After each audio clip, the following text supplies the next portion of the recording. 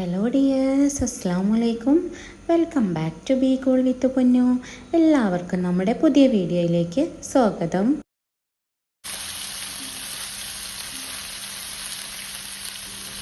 ഇന്ന് വന്നിരിക്കുന്നത് നല്ല അടിപൊളിയായിട്ടുള്ള നല്ലൊരു ടേസ്റ്റി ഫിഷ് ഫ്രൈ റെസിപ്പി ആയിട്ടാണ്. മസാല ലോഡഡ് ഫിഷ് ഫ്രൈ വേണമെങ്കിൽ ഇതിന് പറയാം. നല്ല ടേസ്റ്റിയുള്ള നല്ല കിടിലൻ ഫിഷ് ഫ്രൈ ആണ്. എല്ലാവരും വീഡിയോ മുഴുവനായിട്ടൊന്ന് കണ്ടു നോക്കണേ. നമുക്ക് നേരെ വീഡിയോയിലേക്ക് പോവാം. ആദ്യം തന്നെ ഇതിന് ആവശ്യമായിട്ടുള്ള മസാല റെഡിയാക്കി എടുക്കണം. അതിന് വേണ്ടിയിട്ട് ഒരു മിക്സിയുടെ ജാറിലേക്ക് 10 ചെറിയുള്ളി തൊലി കളഞ്ഞ് വൃത്തിയാക്കി എടുത്തിട്ടുള്ളതാണ്. അത് ചേർത്ത് കൊടുക്കാം. ഇനി വേണ്ടത് ഒരു 8 അല്ലി വെളുത്തുള്ളിയാണ്. അതും കൂടെ ചേർത്ത് കൊടുത്തിട്ട് ഇനി വേണ്ടത് ഒരു ചെറിയ കഷ്ണം ഇഞ്ചിയാണ്. അത് ഇതുപോലെ ചെറുതായിട്ടൊന്ന് കട്ട് ചെയ്തെടുത്തിട്ടുള്ളതാണ്. ഇനി 2 തണ്ട് കറിവേപ്പിലയും കൂടെ ചേർത്ത് കൊടുക്കാം. ഇനി ഇതിലേക്കുള്ള മസാലപ്പൊടികൾ ചേർത്ത് കൊടുക്കാം. 2 ടീസ്പൂൺ കാശ്മീരി മുളക് പൊടി, 1 ടീസ്പൂൺ എരിവെള്ള മുളക് പൊടി, 1/4 ടീസ്പൂൺ മഞ്ഞൾപ്പൊടി, 1/2 ടീസ്പൂൺ വലിയ ജീരകം പൊടിച്ചത്. ഇനി ചേർത്ത് കൊടുക്കുന്നത് ഫിഷ് മസാലയാണ്.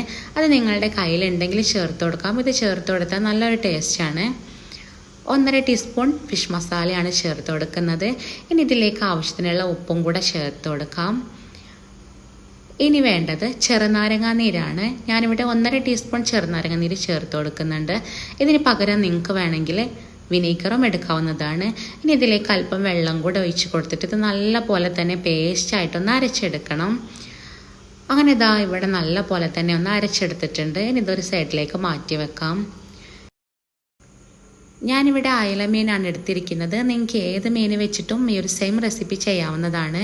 മീൻ നല്ല പോലെ തന്നെ വാഷ് ചെയ്തൊന്ന് വരഞ്ഞെടുത്തിട്ടുണ്ട്. ഇനി അതിലേക്ക് നമ്മൾ മാറ്റി വെച്ചിരിക്കുന്ന മസാല ചേർത്ത് കൊടുക്കാം. ഇത് ചേർത്തിട്ട് നല്ല പോലെ തന്നെ ഒന്ന് മിക്സ് ചെയ്തെടുക്കണം. ഈ ഒരു മീനിൽ നല്ല പോലെ തന്നെ ഈ മസാല ഒന്ന് പുരട്ടിയെടുക്കണം. എന്നിട്ട് നിങ്ങൾക്ക് ടൈം ഉണ്ടെങ്കിൽ ഒരു അരമണിക്കൂർ ഇതൊന്ന് റെസ്റ്റ് ചെയ്യാൻ വേണ്ടി മാറ്റി വെക്കാം. അങ്ങനെ ചെയ്തെടുക്കുമ്പോൾ ഈ മസാലയൊക്കെ നല്ല പോലെ തന്നെ ഈ ഒരു മീനിൽ പിടിച്ച് കിട്ടും. അങ്ങനെ ഫ്രൈ ചെയ്തെടുത്താൽ നല്ല ടേസ്റ്റാണ് കഴിക്കാൻ വേണ്ടിയിട്ട്. ഇനി ടൈം ഇല്ല എങ്കിൽ നിങ്ങൾക്ക് നേരെ ഫ്രൈ ചെയ്തെടുക്കാവുന്നതാണ്. അങ്ങനെ ഇതാ മീനിലൊക്കെ നല്ല പോലെ തന്നെ മസാല ഒന്ന് പുരട്ടിയെടുത്തിട്ടുണ്ട്. ഞാനിതിവിടെ അരമണിക്കൂറൊന്ന് മാറ്റി വെക്കുന്നുണ്ട്. അങ്ങനെ ഇതാ അരമണിക്കൂർ കഴിഞ്ഞിട്ടുണ്ട്. ഇനി ഇത് നമുക്കൊന്ന് ഫ്രൈ ചെയ്തെടുക്കാം. അതിന് വേണ്ടിയിട്ട് ഒരു പാന് വെച്ചിട്ട് വെളിച്ചെണ്ണ ഒഴിച്ചു കൊടുത്തിട്ടുണ്ട്. ഇതൊന്ന് ചൂടായി വരുമ്പോൾ അതിലേക്ക് 2 തണ്ട് കറിവേപ്പ് ചേർത്ത് കൊടുക്കാം.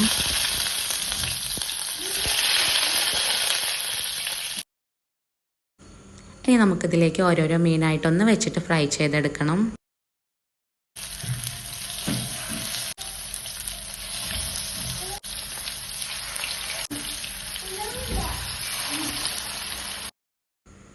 അങ്ങനെ ഇതാ മീനൊക്കെ ഒന്ന് എണ്ണയിൽ വെച്ച് കൊടുത്തിട്ടുണ്ട്. ഇനി ഇത് നമ്മൾ ഇതിൽ നിന്നും ബാക്കി വന്നിട്ടുള്ള മസാലയാണ്. ഇത് കളയരുത്, ഇത് നമുക്ക് ആവശ്യമുണ്ട്. ഇത് നമുക്കൊരു സൈഡിലേക്ക് മാറ്റി വെക്കാം. ഇനി ഇത് തിരിച്ച് മറിച്ചിട്ട് ഒന്ന് കുക്ക് ചെയ്തെടുക്കണം. അങ്ങനെ ഒരു സൈഡ് ഒന്ന് കുക്കായി വന്നിട്ടുണ്ട്. ഇതൊന്ന് തിരിച്ചിട്ട് കൊടുക്കാം. അങ്ങനെ ഇതാ മീനെല്ലാം ഒന്ന് തിരിച്ചിട്ട് കൊടുത്തിട്ടുണ്ട്.